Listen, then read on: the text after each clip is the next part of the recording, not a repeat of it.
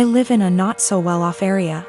I am not well off by any means, but I have a Wi-Fi connection. My Wi-Fi has a 4-device limit. It's the cheapest plan they have.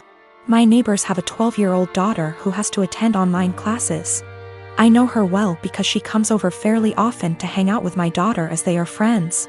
Her name is Shania. We live in India. Shania is an Indian name. I am also Indian. Shania's parents told her they cannot afford Wi-Fi, so she asked me if she can use mine. I agreed, and said the only condition was that she has to study hella hard and do her best. She agreed and has been using it for a while. Over the past 2 months, I have been finding it hard to use my Wi-Fi. The web portal for the Wi-Fi says 4 devices are constantly connected to it when all I am using is my phone, and my daughter is using her laptop. Sometimes, my daughter can't connect to her own classes and uses data. I asked Shania about it last week, and she said her parents forced her to tell them the password and that they have been using it. I went and spoke to her parents about it, and said that it is only for her to be able to attend classes. They said they will stop using it. But over the week, 4 times my daughter's classes got interrupted because there were multiple devices trying to use it. Yesterday, Shania told me that our other neighbors also have the password and are also using it, that her parents gave it to them. I went and warned her parents again, said I will change the password, but they made false promises again and shut their door. I changed the password and gave Shania the new one, but her parents forced it out of her again. My daughter's education needs to take priority. Her classes are important. I can't let her education take a back seat, but if I change it again and not give Shania the password, her education will get affected. I'll try to give my girlfriend's side here too so it's not too biased. I used to dress like shit. I was perfectly content wearing my gym clothes everywhere and stretched the dress code as much as possible for work. My girlfriend works in the fashion industry, so she helped me buy some clothes that fit me better and looked nicer without being out of my comfort zone, so I was really thankful for that. I kept all the same gym clothes, sweatpants, Panama pants, old t-shirts and sweaters and jeans etc., as well as all of my shoes because I figured they'd be fine to wear around the house, or to work out because I don't really care how I look for that. I told her she could buy clothes for me if she wants because she knows what I like, which is maybe where I went wrong. Last week I went on training for work and it was my birthday while I was gone. I got back and my girlfriend had donated all of my old clothes that she hadn't picked out and replaced it with new stuff. I tried to act grateful at first, but honestly I am pissed off.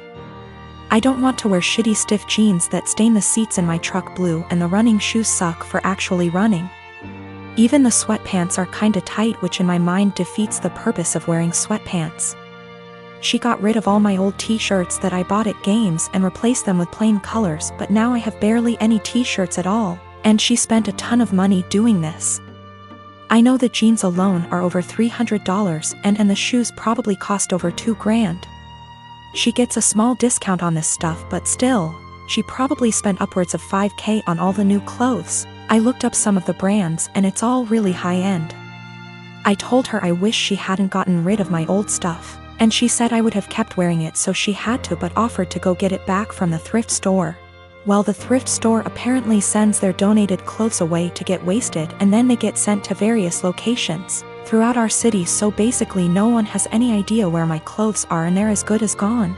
The reason I'm posting is she's now mad at me for being ungrateful and says I should respect and appreciate her more. But yeah, I'm not really that thankful because she got rid of all my shit.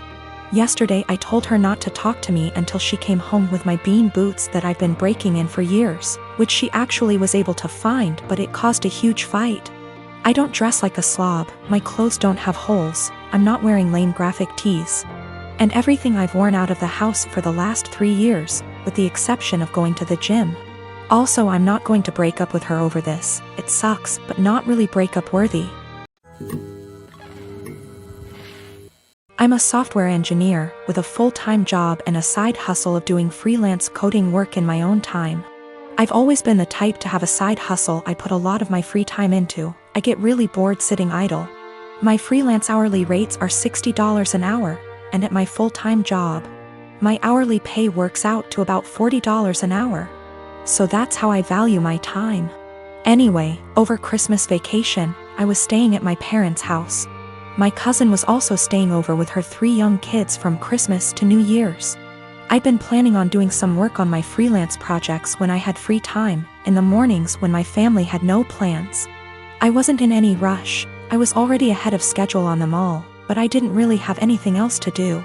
It was in a really rural area and it's like an hour drive to the nearest anything. Then my cousin and her husband asked if I could babysit all day for 3 days so they could visit some friends in the area and hang out with just adults. I said I had planned on doing freelance work at the library, and she offered to pay me to babysit. I said I could if they got close to my freelance rates. She wanted a number, and although my freelance rates are $60, I didn't feel like that was right, it was high.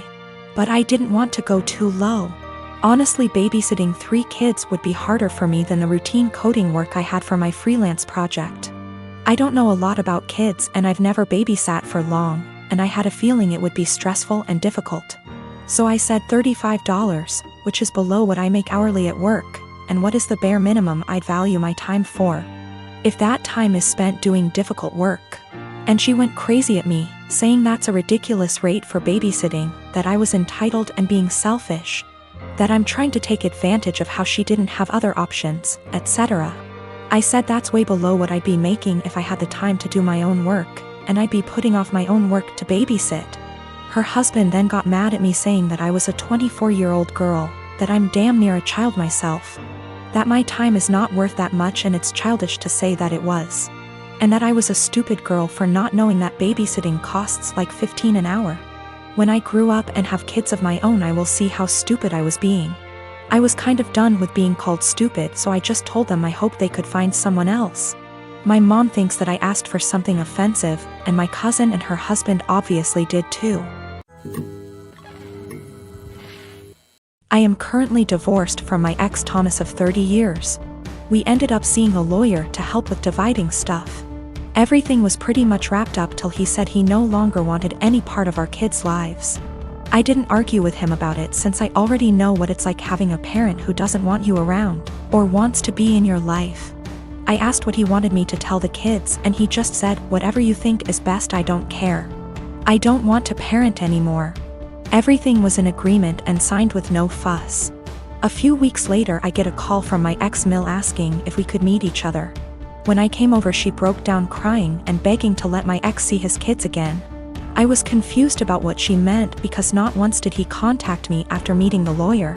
She went on about how my ex said he really missed them and that I was just a petty B*TCH for taking full custody. Also that he was crying for days about it. I told her my version of events and she called it BS, saying her son wouldn't lie like that, especially not about his kids. Then I decided to call him in front of her. He didn't know she and I were meeting that day. I said, "Hey, has a soccer game in a few days," which he did, and I was wondering if you wanted to go? I know he'd really love it and be happy to see you. He instantly said no. I already said I'm not doing this anymore. I asked, "Well, how do you think this is going to affect Denise, his mom?" She is over the moon about them. He just said she loves me more than the kids, so I doubt this will be an issue for her. After a bit more talking, we finally hung up. Ex-Mill was straight-faced and nodded at everything that just happened. She asked me to leave and said we would be in touch. Later that day I got a call from my ex saying how it's my fault he was kicked out of his mom's house, and possibly will be taken off her will. Also that none of his family members will talk to him because of what ex-Mill heard. He threw a lot of insults at me before I hung up, and now him and his mates keep calling and texting me. My friend is saying I shouldn't have said anything in the first place and I ruined his life. Yes, I plan to let Denise see the kids because I know she just wants to give them the world along with the rest of his family.